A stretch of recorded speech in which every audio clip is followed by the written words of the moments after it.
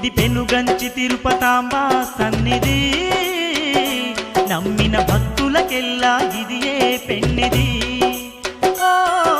పెనుగంచి తిరుపతాంబ సన్నిధి, నమ్మిన భక్తులకెల్లా ఇది ఏ పెన్నిది.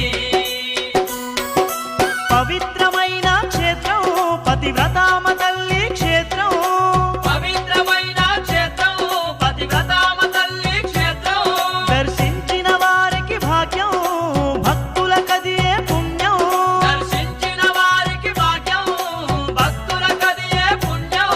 ఇది తిరుపతాంబ తిరునాళ్ళ పండగ, లక్షల భక్తుల నడుమ జరిగే వేడుక.